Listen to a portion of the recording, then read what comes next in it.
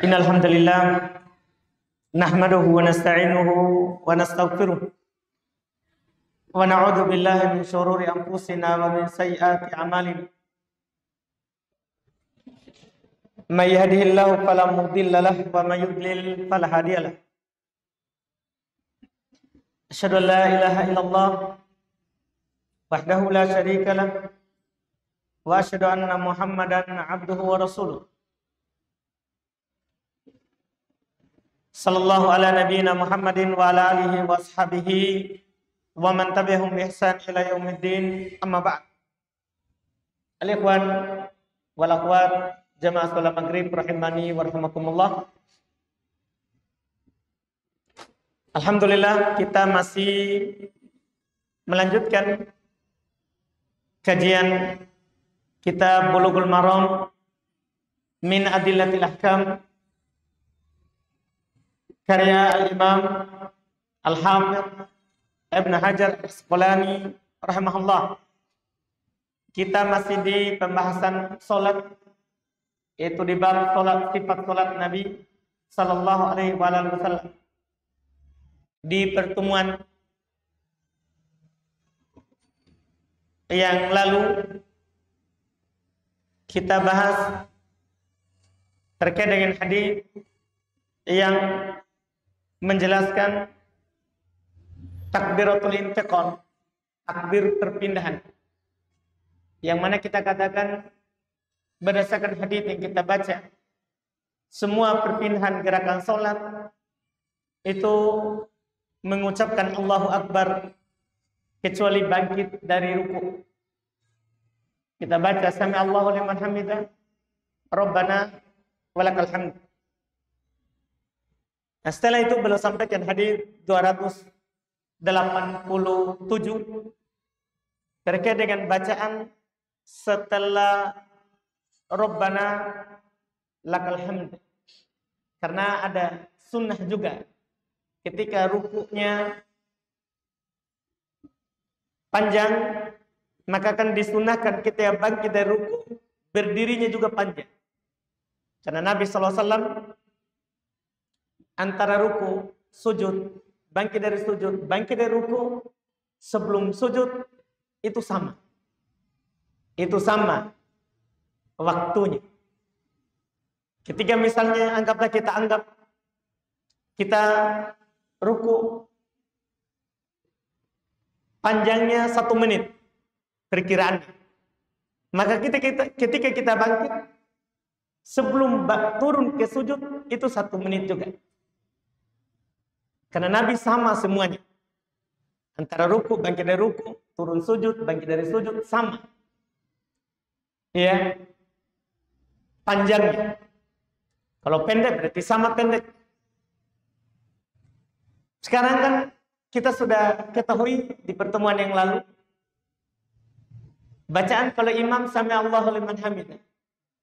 Makmum lanjut Rabbana lakal hamd.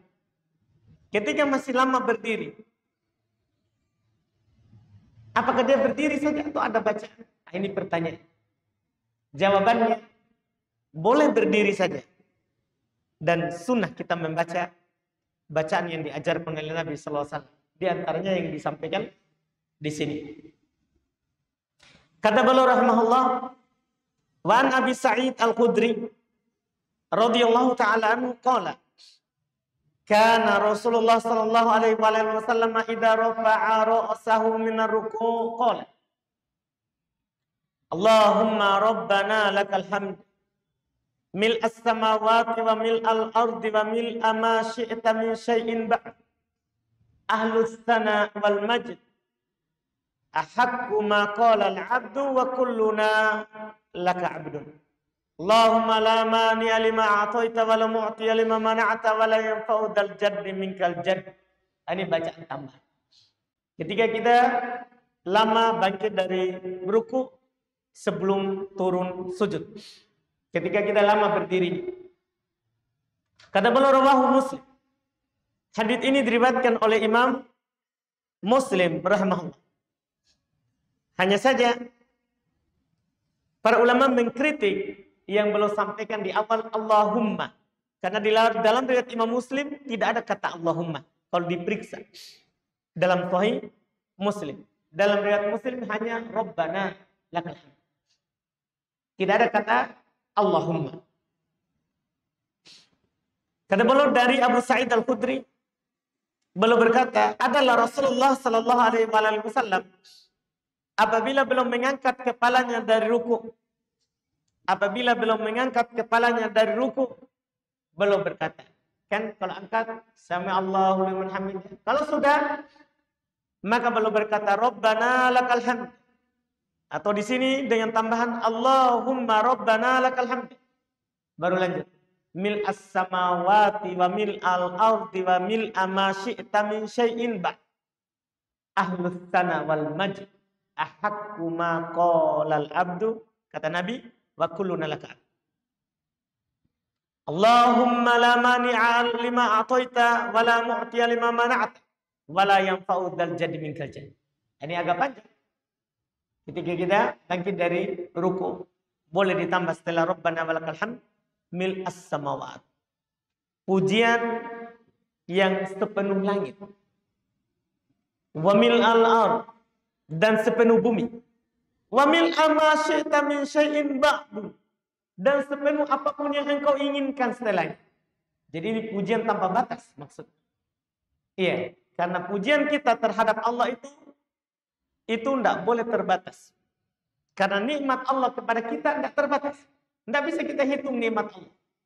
Banyak sekali. Allah katakan dalam Al-Quran, kita maklumi bersama ayatnya. Wa in ta'uddu ni'matallahi la tuhsuha. Kalau kamu menghitung-hitung nikmat Allah, kamu tidak mampu untuk membilangnya. Oleh karena itu Nabi kita Muhammad SAW katakan, la uhsi tsana'an alaik. Saya tidak bisa membatasi pujian kepadamu. Karena kalau kita batasi pujian, kita hanya memuji Allah. Sehari hanya berapa? Setiap 5 kali waktu sholat, kita puji Allah 33 kali anggapnya. Kita bilang Alhamdulillah, Alhamdulillah. Hanya dizikir saja. Berarti 33 kali 5 sholat. Kalau kita hanya batasi begitu, berarti kita batasi nikmat Allah. Makanya kita tidak boleh membatasi pujian kita kepada Allah. Iya. Kapanpun, dimanapun, kita harus memuji Allah.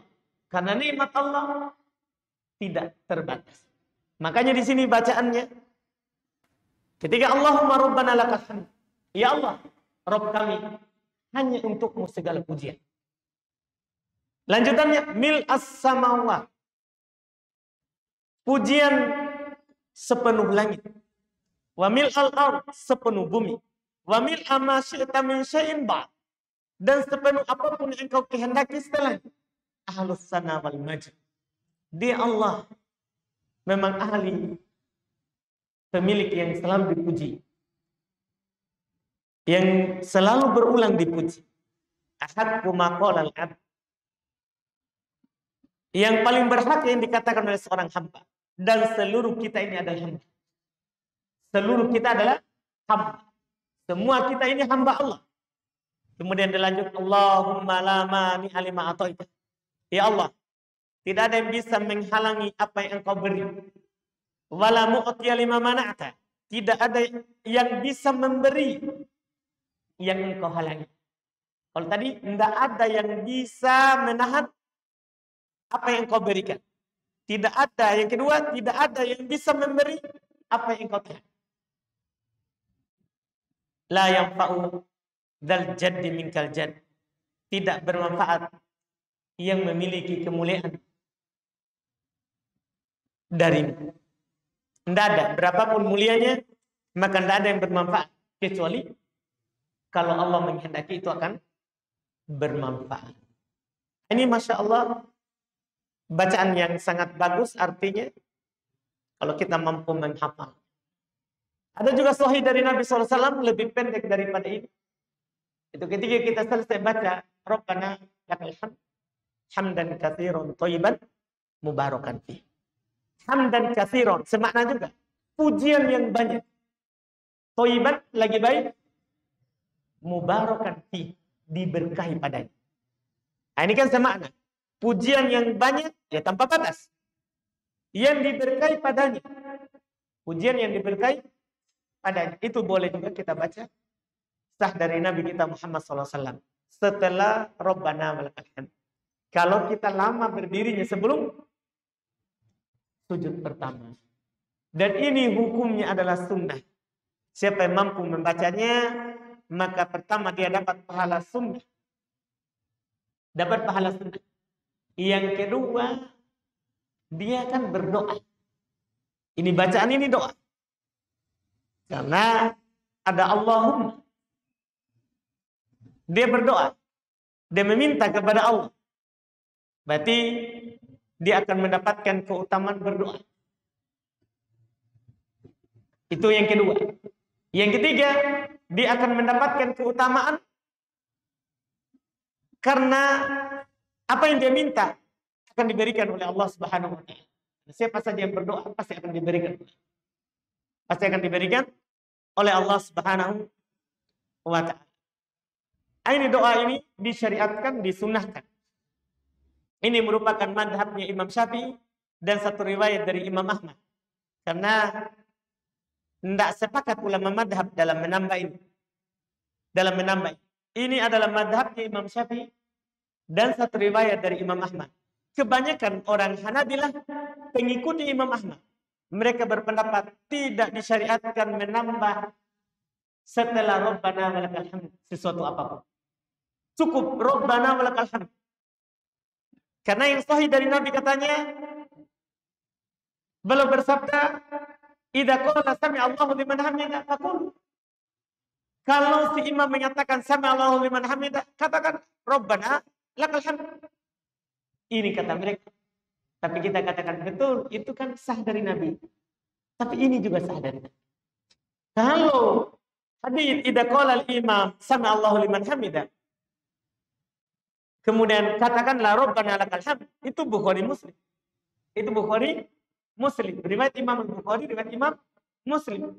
Tapi ini juga sahih. Ini riwayat Imam Muslim.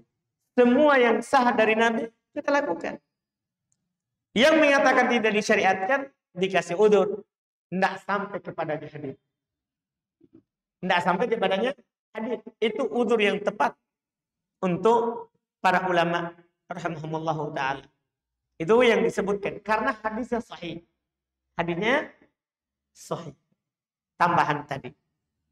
Bagi siapa yang mampu menghafal sunnah, kita membaca doa. Sunnah, kita membaca doa yang disebutkan. Setelah itu belum berpindah ke masalah lain lagi. Kata beliau di hadis 288, wa ani bin Abbas radhiyallahu ta'ala anhuma qala Rasulullah sallallahu alaihi wasallam umirtu an asjuda ala sab'ati a'dhum ala al-jabha wa asyara bi yadihi ila anfi wal yadaini wa rukbataini wa atrafil qadamaini muttafaqun alaihi. Ini sudah mulai menjelaskan sujud. Sudah mulai menjelaskan sujud. Kan tadi sampai ruku. Bacaannya sudah. Ini sudah masuk di sujud. Belum memulai dulu dengan alat sujud. Baru nanti akan disampingkan juga hal-hal lain terkait dengan cara sujud. Insya Allah. Ini dimulai dulu dengan alat sujud. Kata beliau dari Abdullah ibn Abbas radhiyallahu ta'ala anhu. Beliau berkata Rasulullah sallallahu alaihi wasallam bersabda, umirtu. Saya diperintah. Inilah awal. Saya diperintah. Kaidahnya kalau Nabi mengatakan saya diperintah, berarti yang memerintahkannya Allah. Kalau sahabat mengatakan kami diperintah, berarti yang memerintahkannya adalah Rasulullah. Itu cara memahami dalil. Jadi kalau Nabi bilang saya diperintah, oh Allah. Kalau sahabat yang bilang kami diperintah, atau si fulan diperintah, seperti yang telah lewat bersama kita hadis ada. Kata Anas, umi robbilah. Umil diperintah. Berarti siapa yang memerintah ini? Rasulullah. Ini sedikit-sedikit kita harus pahami cara memahami dalil yang disebutkan. Iya. Jadi kata Nabi, saya diperintah. Dan lafaz ini nanti berpengaruh sekali terkait dengan hukum sujud di atas alat sujud ini sebentar. Saya diperintah untuk sujud di atas 7 anggota sujud. Pertama, alal jabahah, sujud dengan bersandar pada jidat, dahi, wa asyara ila anfi. Tapi masalahnya Nabi menunjuk hidungnya. Jadi belum berucap dahi, jidat. Tapi yang belum tunjuk hidung. Nanti akan dijelaskan apa maksud. Apa maksud? Wal yadain, kedua telapak tangan. Kedua telapak tangan. Karena kata tangan, kalau dibilang tangan maksudnya telapak. Bukan tangan sampai ke siku atau tangan sampai ke ketiak. Bukan. Kalau dibilang tangan dalam dalil hadis ataupun Quran, maka tangan adalah telapak tangan. Tangan yang dimaksud adalah telapak tangan. Kalau yang diinginkan adalah bukan telapak tangan, pasti akan disebutkan. Seperti ayat wudu. Ketika di ayat wudu yang diinginkan cuci tangan sampai ke siku, Allah sebutkan siku. Di ayat wudu. Di ayat wudu. Allah katakan, ya ayyuhalladzina amanu idza kuntum ila sholati faghsilu wujuhakum. Apabila kalian berdiri untuk sholat, cuci wajah kalian. Apabila kalian berdiri untuk sholat, cuci wajah kalian. Wa aydiyakum ilal marafiq. Cuci wajah kalian dan tangan sampai ke siku. Jadi disebutkan siku. Jadi disebutkan apa? Siku. Kalau yang diinginkan bukan tangan telapak tangan. Tapi coba kita lihat ayat wudu. Ayat tayamum. Ayat tayamum. Ketika Allah Subhanahu wa taala menyebutkan ayat tayamum, maka Allah katakan, "Famsahu biwujuhikum wa aydikum." Usaplah wajah kalian dan tangan. Tidak ada sampai siku. Berarti apa yang kita pahami itu dari kaidah berdalil tadi? Kalau di wudu sampai siku, kalau di tayamum telapaknya saja. Telapaknya saja. Makanya dalam hadis Nabi ketika tayamum, Nabi bilang cukup tepukan ke tangan atau ke permukaan 1 kali, usap wajah dan tangan. Telapak tangan yang disebutkan, bukan tangan sampai ke siku. Jadi ini bedakan antara tayamum sama wudu. Mungkin kita pahami ini faedahnya. Jadi ini faedah dan sekaligus kaidah dalam berdalil. Jadi kalau kita dengar sebutan tangan, maka maksudnya telapak tangan. Ini sampai ke pergelangan. Sampai pergelangan. Kalau seandainya selain ini yang diinginkan, maka pasti Allah dan Nabi akan menyebutkan sampai mana. Misal terkait dengan potong tangan bagi pencuri. Ketika orang mencuri, potong tangannya sampai mana? Bagi yang menerapkan hukum syar'i. Ya. Potong tangannya sampai mana? Kira-kira sampai mana? Kita lihat lafaz ayat. Kata Allah, as-sariq was-sariqatu faqta'u aydiyahuma. Pencuri laki-laki dan perempuan, potong tangannya. Dibilang potong tangannya. Tidak ada dibilang sampai ke siku, sampai ke ketiak. Tidak ada. Dibilang potong tangannya. Di mana dipotong berarti? Sampai pergelangan. Karena dibilang tangan. Kalau dibilang tangan berarti ini saja. Telapak tangan saja. Pergelangan tangan. Itu pencuri. Nah, sama juga di wudu, tayamum. Di sini di sholat. Ketika kita sujud, kata Nabi, saya diperintahkan untuk sujud di atas 7 anggota sujud. Jidat, belum tunjuk hidung, dan kedua tangan. Di mana ini? Apa ini? Kedua tangan. Apa yang kita pahami? Kedua tangan sampai siku kita sentuhkan di lantai atau telapak tangan saja. Paham? Sekarang kita berdalil di sini. Telapak tangan saja. Makanya nanti akan datang pembahasan. Kita dianjurkan bahkan tidak boleh. Kita dianjurkan untuk mengangkat ini siku. Tidak boleh melantai.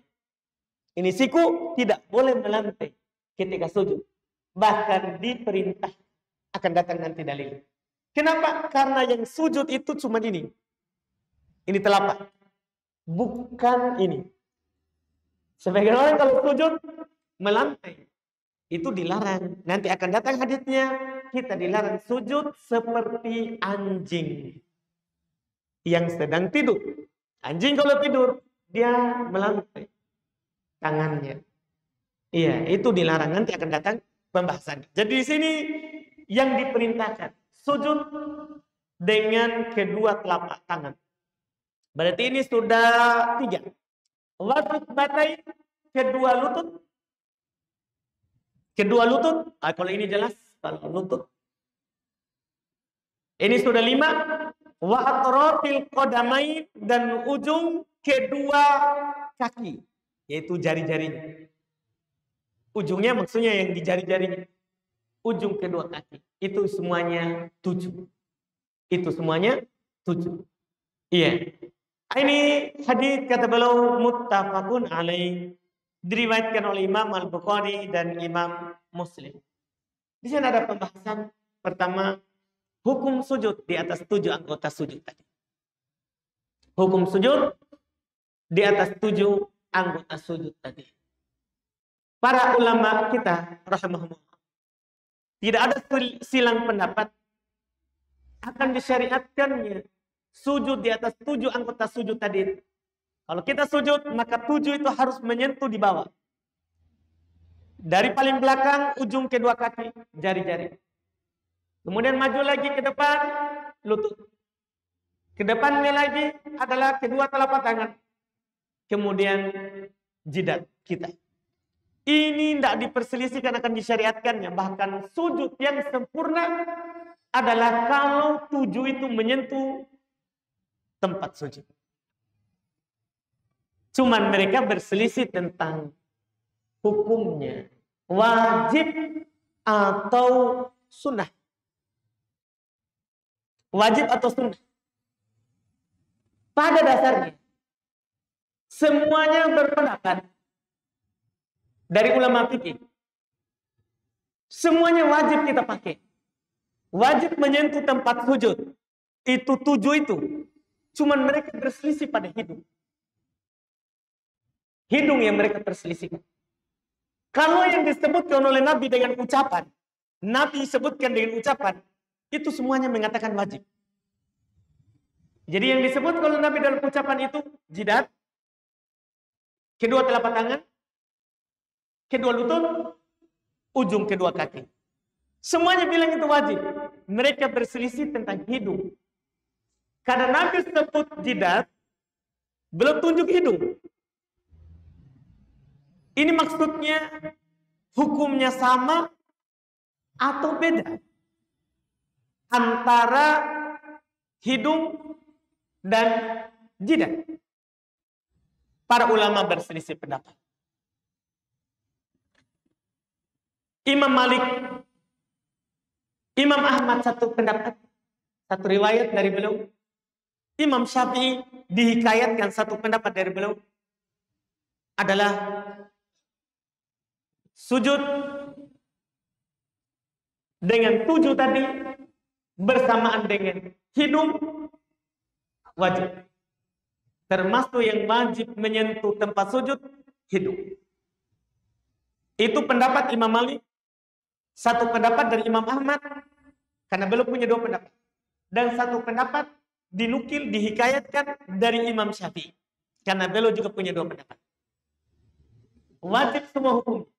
Jidat, kedua telapak tangan ini, kedua lutut, ujung kaki, hidung, wajib menyentuh tempat sujud.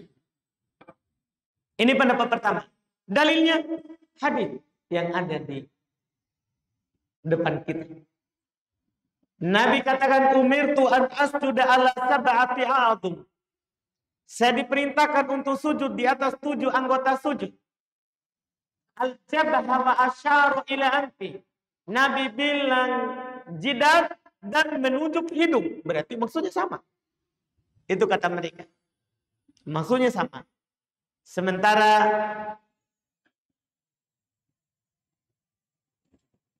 satu pendapat dari Imam Syafi'i,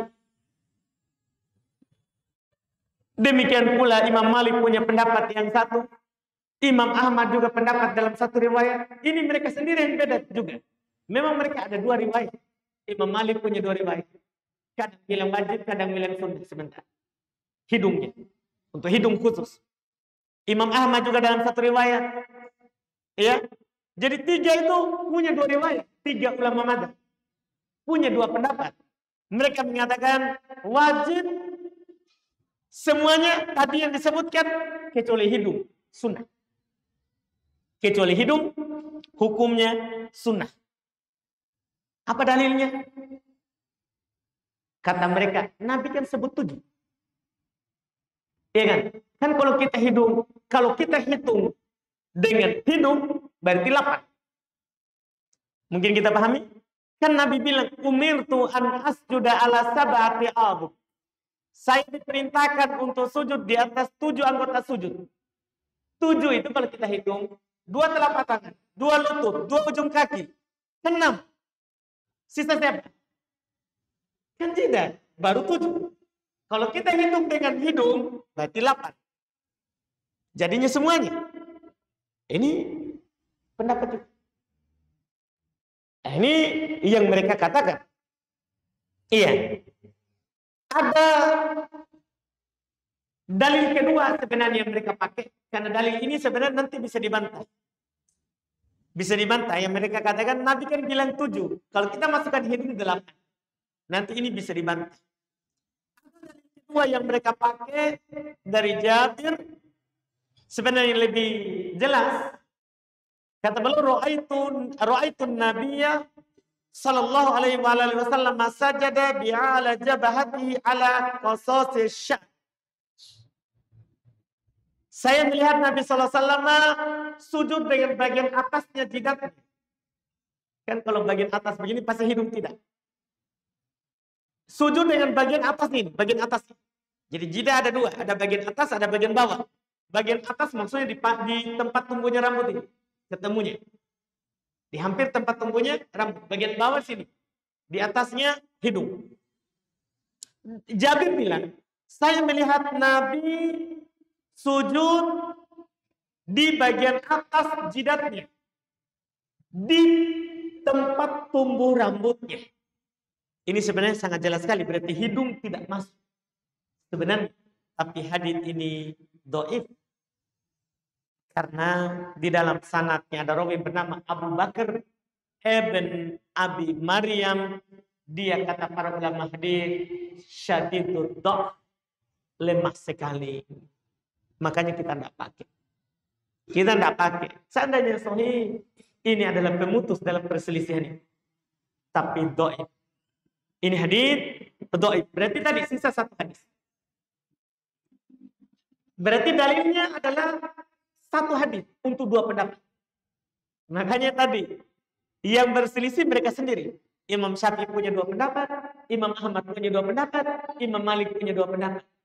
Hadis yang dipakai 1, kadang dia bilang cukup jidat, kadang dia bilang harus hidung. Sekarang mana yang kuat dari 2 pendapat tadi? Dikuatkan oleh Al-Imam Asy-Syaukani rahimahullah.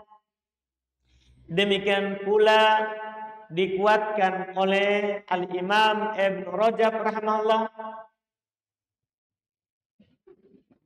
Dan yang lainnya dari para ulama rahimahullah, bahwa hidung itu termasuk. Kenapa? Karena kalau dia tidak masuk, kenapa Nabi tunjuk? Justru Nabi tunjuk karena itu masuk di jidat.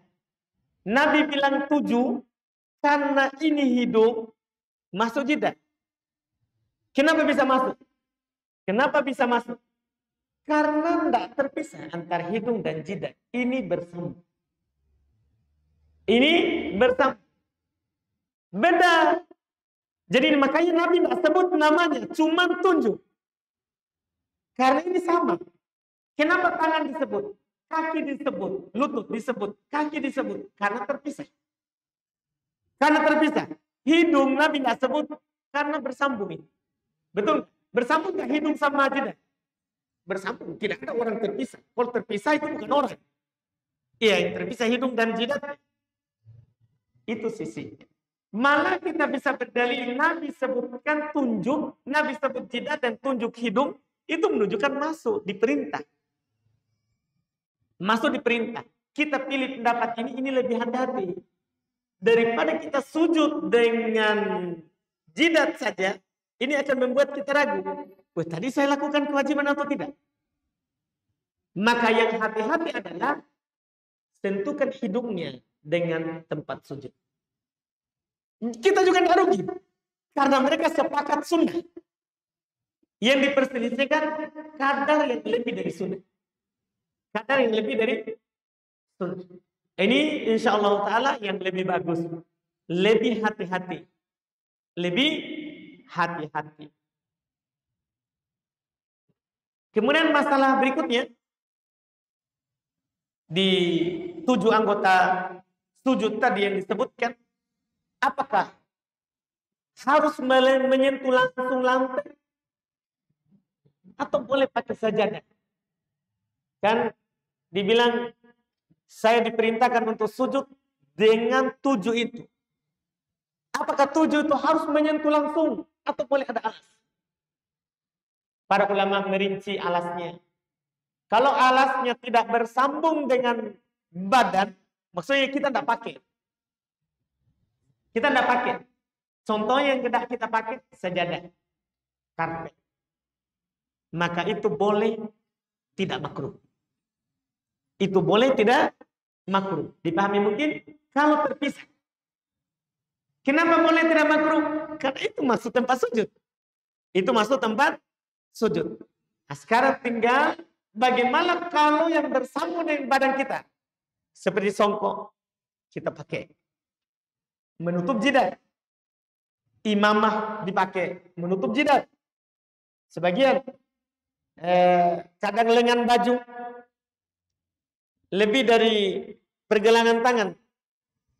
Kita sujud ini kan kadang menutup ini telapak tangan. Apalagi kalau perempuan akhwat. Kan dia kadang kalau jilbabnya panjang menutupi tangan. Jilbabnya menutupi tangan. Kan nanti akan menghalangi di tempat sujud. Demikian pula hal-hal yang lain. Iya. Yang bisa menutup.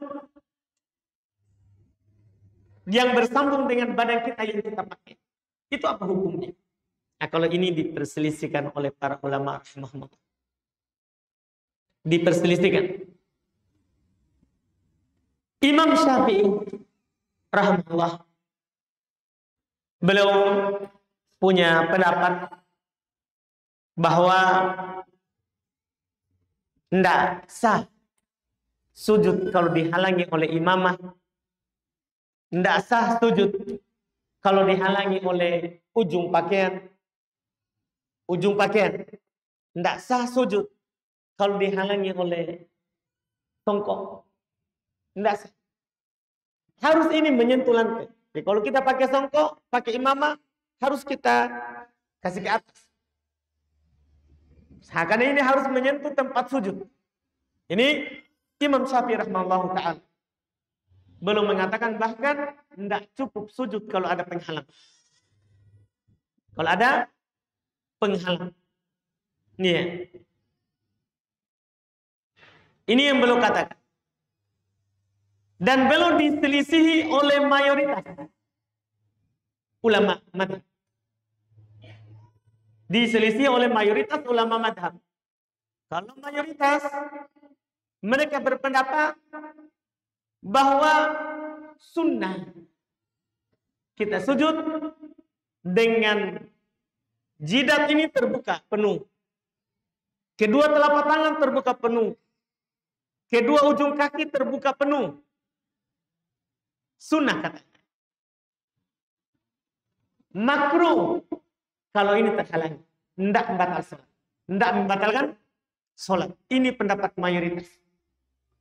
Ini pendapatnya mayoritas. Kalau dia lakukan, misalnya ada orang sujud,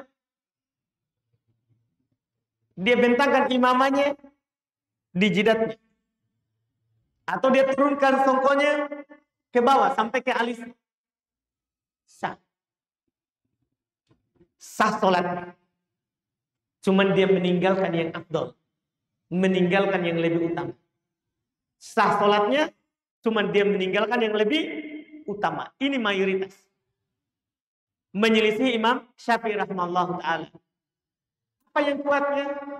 Yang kuatnya adalah pendapat mayoritas, bukan pendapat Imam Syafi'i. Kenapa? Karena alasannya dikiaskan kepada orang yang pakai sepatu sholat, pakai kos kaki. Kan orang kalau sholat pakai sepatu, pakai kos kaki, kan boleh. Kalau kita wajibkan harus menyentuh tempat sujud, berarti tidak boleh pakai sepatu, tidak boleh pakai kos kaki, tidak boleh pakai sandal. Karena kalau kita pakai, berarti pasti tidak akan menyentuh. Tidak bisa berarti perempuan pakai kos tangan. Dipahami kan? Itu alasan pertama. Alasan kedua, dikiaskan dengan lutut. Lutut. Kalau kita katakan tidak boleh pakai alas, berarti kita harus naikkan dulu celana baru sujud. Naikkan dulu baju baru sujud, supaya apa? Menyentuh lantai. Nah, itu tidak cocok. Tidak cocok. Yang dimaksud menyentuh adalah bersandar dengan tujuh itu. Kalau kita sujud harus bertumpu dengan tujuh itu, walaupun ada alasnya. Walaupun ada alasnya yang bersambung dengan badan kita. Kita bertumpu dengan tujuh itu. Kita sujud, bersandar di tempat sujud dengan jidat, hidung, kedua telapak tangan, kedua lutut, kedua ujung kaki. Itu yang dimaksudkan, dan ini insya Allah yang benarnya. Di antara yang lebih menguatkan adalah, dan ini membuat kita pilih pendapat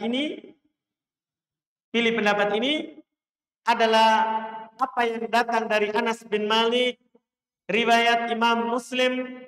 Beliau berkata, kunna nusolli ma'an Nabi sallallahu alaihi wasallam fayadu ahaduna tarakas saubi min syiddatil harri fi makani sujudi fayasjudu alaihi.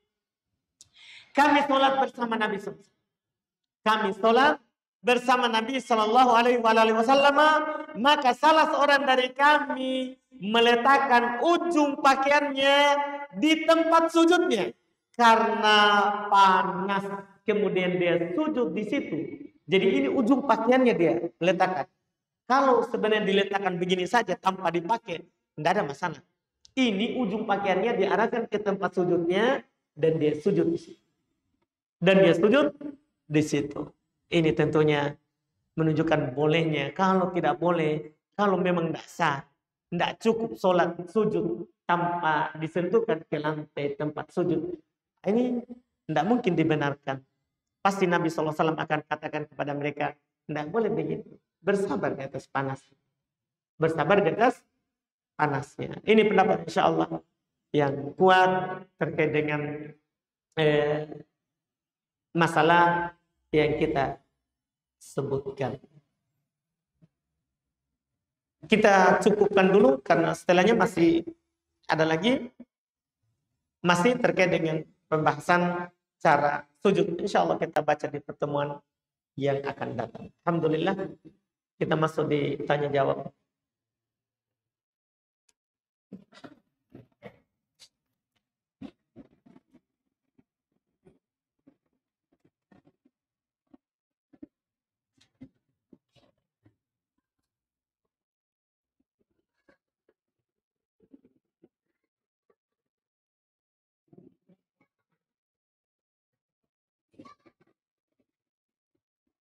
Ini ada pertanyaan apa yang bismillah, apa yang harus kami lakukan, apa yang harus dilakukan.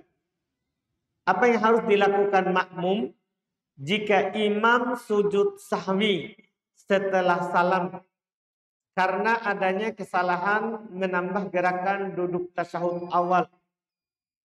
Kami yang makmum akhwat ketika itu tidak mengikuti kesalahan gerakan imam yang di rakaat awal langsung duduk tasyahud. Apakah sudah benar kami tidak ikut sujud sahwi bersama imam? Tidak benar. Jadi walaupun kita tidak salah, tapi kalau imam sujud sahwi, kita sujud. Karena inna maju ilal imam diutama. Imam itu dijadikan supaya diikuti. Imam itu dijadikan supaya diikuti. Para sahabat yang salah waktu itu Nabi. Pernah beliau tidak tasyahud awal. Pernah juga beliau sholat duhur cuma 2 rakaat. Setelah salam diingatkan bahwa sholat kurang. Bahkan ada seorang bertanya, apakah sholat sudah dikosor? Maksudnya sudah dikurangi. Atau engkau lupa ya Rasulullah? Nabi bilang tidak. Tidak dikosor, tidak dikurangi. Maka Nabi bertanya, apakah seperti yang dikatakan oleh itu? Iya, katanya. Ya sudah, Nabi tambah 2 dan sujud. Para sahabat juga ikut sujud.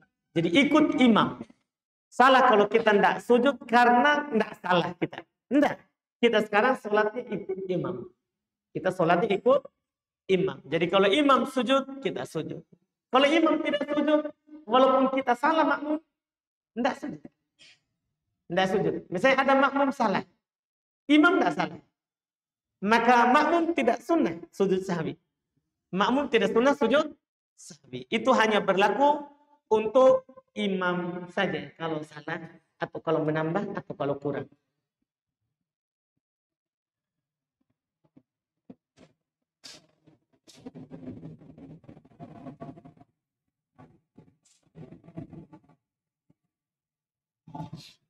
Bagaimana memahamkan istri bahwa wanita itu tempat terbaiknya adalah rumahnya? Iya, gampang sekali. Sampaikan saja hadis Nabi SAW. Bahwa tempat terbaik untuk perempuan adalah rumahnya. Cuman kalau dia minta izin ke masjid, tidak boleh kita larang. Itu tadi itu tempat terbaik di rumah maksudnya kalau selain masjid. Kalau dia minta ke masjid, tidak boleh dilarang. Tidak boleh dilarang. Karena Nabi SAW yang mengatakan tempat terbaik bagi perempuan adalah rumah. Tapi di sisi lain, dalam hadis Bukhari Muslim, riwayat Bukhari Muslim dari Abdullah ibn Umar radhiyallahu ta'ala, Nabi bersabda, la tamna'u ima Allahi masajid Allah. Jangan kalian menahan hamba perempuan Allah untuk pergi ke masjid Allah. Jadi kalau dia minta izin ke masjid, taklim dan semisalnya, mau sholat, tidak boleh kita larang. Padahal tempat terbaiknya adalah apa? Rumah. Tempat terbaiknya adalah rumah. Itu Allah. Doakan kami Ustaz agar diberi keturunan anak soleha. Semoga segera diberikan keturunan yang soleh dan soleh.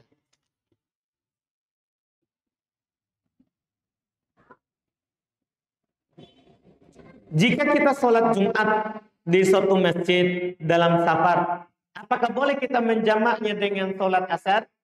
Pertama, orang yang safar tidak wajib sholat Jumat. Jadi, supaya kita sebentar tidak masuk dalam perselisihan, boleh nggak jamak asar ke Jumat? Safar jangan sholat Jumat. Karena orang musafir tidak wajib Jumat, tidak wajib jamaah. Saya ulangi, musafir tidak wajib Jumat, tidak wajib jamaah. Tidak wajib untuk menghadiri sholat Jumat. Dan tidak wajib untuk menghadiri jamaah. Itu musafir. Itu musafir. Iya. Tapi sekarang, anggaplah. Kita ikut sholat Jumat. Atau kita ikut sholat berjamaah. Kalau sholat berjamaah tidak ada masalah. Kita boleh jamak setelahnya. Setelah sholat bersama mungkin, boleh kita bangkit 2 rakaat sholat asar. 2 rakaat setelah sholat maghrib ikut imam. Setelah itu 2 rakaat sholat isya. Tidak ada silang pendapat. Yang masalah adalah di Jumat. di sholat Jumat. Apakah boleh kita menjama asar, kita ikut Jumatan, dan kita mau lanjut perjalanan? Boleh kita jama dengan sholat asar? Diperselisihkan. Sebagian ulama seperti dinukil dari orang Hanabilah, tidak boleh. Sholat jama asar setelah Jumat. Sebabnya sholat Jumat itu boleh sebelum waktu. Sholat Jumat boleh sebelum masuk waktu zuhur. Itu pendapat mereka. Itu harus dipahami. Saya ulangi, sebabnya adalah sholat Jumat boleh sebelum masuk waktu zuhur. Karena dia Id. Karena dia Id. Makanya ketika bertepatan Id Fitri atau Id Adha dengan hari Jumat, boleh kita tidak hadir Jumat. Kita sholat zuhur. Dipahami ini? Karena ada dua Id di situ sekarang. Sholat Jumat boleh diawalkan waktunya. Bahkan kata dalam madhab Hanabilah, boleh sholat Jumat pagi. Tidak ada masalah. Nah, ketika sholat Jumat dilakukan sebelum waktu, tidak boleh kita jamaah asar. Karena belum masuk waktunya. Itu sisi tidak bolehnya. Ulama lain mengatakan boleh saja. Boleh saja. Apalagi boleh jam. Apalagi kalau dia sholat Jumat setelah masuk waktu zuhur. Nah, ini tidak ada masalah. Karena sudah masuk waktu. Karena sudah masuk apa? Waktu. Dan ini yang kuatnya insya Allah. Kecuali dia sholat Jumat sebelum waktu, tidak boleh. Kecuali dia sholat Jumat sebelum waktu, tidak boleh. Tapi kalau dia sholat Jumat setelah waktu. Seperti sekarang kan rata-rata orang sholat Jumat kapan? Kan kalau sudah masuk waktu zuhur, tidak ada masalah. Tidak ada masalah untuk menjamak qasar sholat asar setelahnya. Itu wallahu a'lam.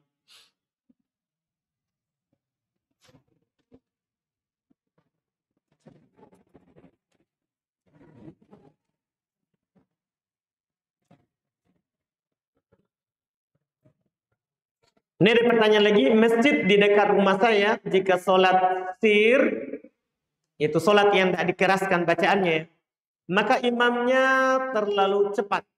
Sehingga saya biasa ketinggalan gerakan imam. Karena Al-Fatihah saya belum selesai. Apakah saya harus ikuti gerakan imam tapi Al-Fatihah belum selesai? Atau saya harus selesaikan Al-Fatihah dulu dengan konsekuensinya saya ketinggalan gerakan imam. Pertama, sebenarnya kita katakan bahwa imam itu harus perhatikan makmum. Tidak boleh dia utamakan dirinya. Itu imam. Itu imam. Diisyaratkan oleh Nabi SAW di banyak tempat. Iya. Di antaranya misalnya Nabi bersabda, "Man amman nas falyukhaffif." Siapa yang mengimami manusia, ringankan. Nabi sebutkan alasannya, "Fa inna min wara'ahu kabir wad-dha'if wal marid wadal hajj." Karena kadang di belakangnya ada orang lemah, orang tua, ada orang sakit, ada orang yang memiliki kebutuhan. Artinya apa? Ini Nabi isyaratkan bahwa imam itu perhatikan makmumnya. Perhatikan makmumnya. Makanya dia sunnah lihat ke belakang. Sebelum dia menghadap kiblat, dia perhatikan di belakangnya. Ini di belakang siapa yang sholat? Siapa yang sholat? Bahkan Nabi SAW kadang mendengar nangis anak kecil, belum ringankan. Makanya sebagian ulama juga menyatakan bahwa yang berpendapat kalau dapat rokaat itu dapat ruku, dapat satu rokaat. Kalau dia lihat orang masih lari mau dapat ruku, dia perlama ruku supaya itu orang dapat satu rokaat. Ini namanya imam, rahmat terhadap makmum. Rahmat terhadap apa? Makmum. Iya. Bertepatan juga dengan ini sama dengan kejadian tadi maghrib. Kejadian tadi maghrib. Imam sholat baca surat Al-Alaq, Iqra. Di ayat terakhir kan sunat sujud.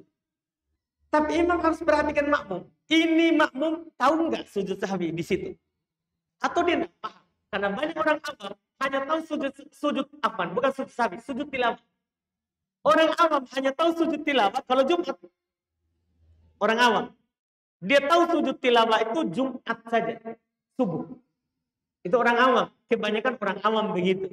Dia tidak paham kalau sujud tilawah itu ada juga banyak tempat di Quran. Seperti juz 30 kan ada 2. Di antaranya tadi al-alam.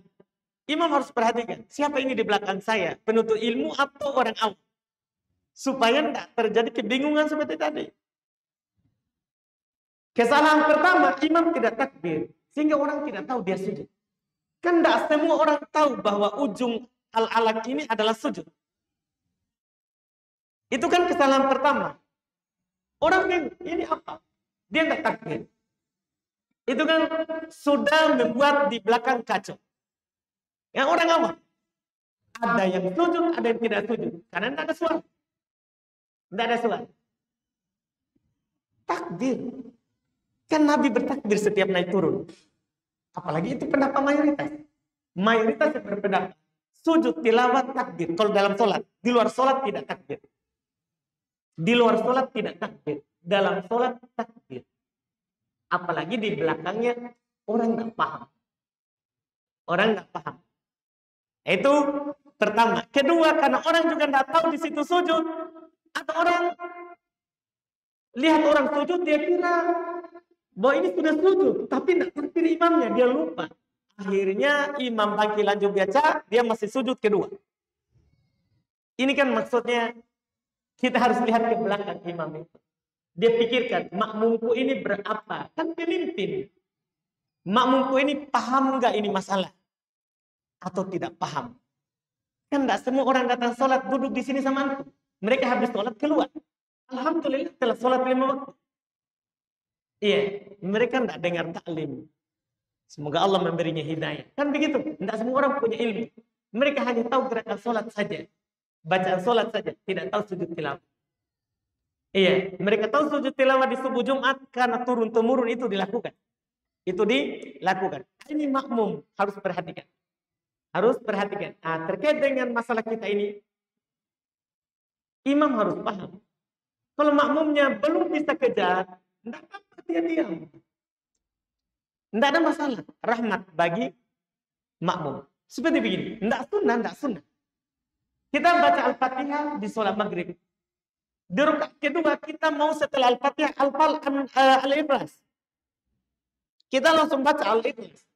Ya, makmum tadi yang mendengar Al-Fatihah yang tidak baca langsung setelah imam. Berarti setelah amin dia mau baca apa? Al-Fatihah. Gimana caranya bisa kejar? 7 berbanding 3. Qul huwallahu ahad. Allahus samad. Lam yalid walam. Kan 3 ayat. Imam. Makmum berapa ayat yang harus dia baca? Kan 7. Gimana caranya? Dia bisa kejar? Kan susah. Makanya sebagian ulama mengatakan, tidak sunnah. Tapi kalau dia berhenti dulu sebelum dia baca Al-Ikhlas, supaya makmum bisa kejar Al-Fatihahnya sebentar, kita belum rukuk. Ini semua dikatakan seperti itu. Tidak sunnah imam itu diam. Tapi kasihan makmum. Supaya dia baca Al-Fatihahnya tidak tergesa-gesa. Itu yang disebutkan oleh para ulama kita. Itu yang disebutkan.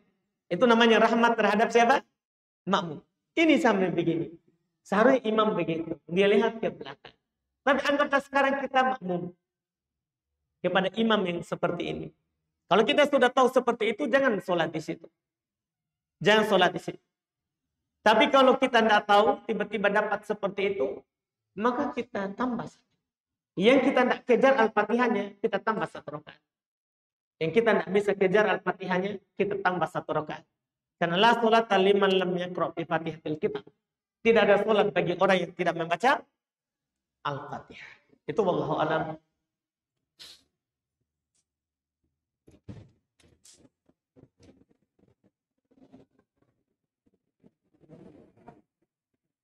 Ini ada pertanyaan berikutnya. Apa yang kita baca? Jika kita telah selesai membaca doa sementara imam belum berpindah gerakan. Misalnya dalam sholat sir, kita telah membaca surat Al-Fatihah dan surat pendek. tetapi imam belum ruku, atau saat tasyahud awal, tapi imam belum bangkit, sementara kita telah selesai membaca doanya. Kalau sedang berdiri, tambah ayat. Kalau berdiri kan gampang, tambah ayat. Tambah surat lain lagi. Kita baca surat setelah Al-Fatihah, Al-Ikhlas. Ternyata imam bukan Al-Ikhlas. Dia baca Al-A'la. Tambah surat. Kita tambah surat. Boleh kan membaca 1 surat, 2 surat, 3 surat dalam 1 rakaat. Tidak ada masalah. Tidak ada masalah. Dalam keadaan tasyahud, kalau imam belum bangkit, kita sudah selesai membaca doa, tambah doanya. Kita berdoa, kan boleh. Nabi yang bilang begitu. Kalau kita sudah selesai baca tasyahud, sampai asyhadu an la ilaha illallah wa asyhadu anna Muhammadan abduhu wa rasuluh, kata Nabi, "Falyataqayyar masya'a min doa." Pilih apa yang dia mau dari doa. Jadi pilih doanya sampai imam bangkit baru kita bangkit. Pilih doa yang kita mau baca sampai imam bangkit baru kita apa? Bangkit. Itu Allah.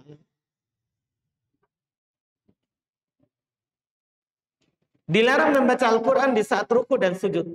Sementara ada beberapa doa yang terdapat di dalamnya.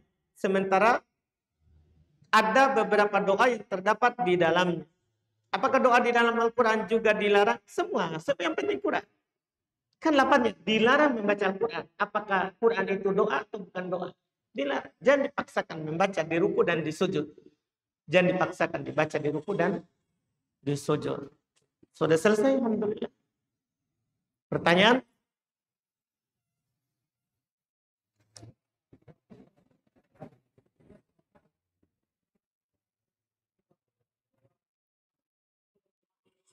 Baik. Perempuan yang bercadar, dia sholat, kan wajib dia buka wajahnya. Kalau sholat wajib, tidak boleh dia tutup. Tidak boleh dia tutup. Kan ini tadi juga. Ini tadi, kan diperintahkan untuk sujud. Iya, yang paling dibolehkan itu kan hanya yang bersambung dengan jidat ataupun wajah, tidak boleh. Tapi bagaimana kalau ada yang lewat yang bukan mahram, boleh nggak dia tutup? Boleh. Itu darurat namanya untuk menjaga aurat. Itu darurat untuk menjaga aurat. Menutup pintu fitnah. Jangan sampai ada memang orang menunggu. Tunggu sebentar. Kalau dia sholat itu nak bukan. Itu masalah. Iya, enggak mau. Kita tutup. Dibolehkan. Iya, dibolehkan. Karena dibutuhkan darurat untuk menjaga aurat. Allah. Cukup, kita tutup. Alhamdulillah. Kita lanjut lagi di pertemuan akan datang. Dengan melanjutkan masih pembahasan cara sujud. Semoga apa yang kita ambil di malam hari ini ada manfaatnya. Subhanallah, hamdik, asyhadu an la ilaha illa anta, astaghfiruka wa atubu ilaik. Assalamualaikum warahmatullahi wabarakatuh.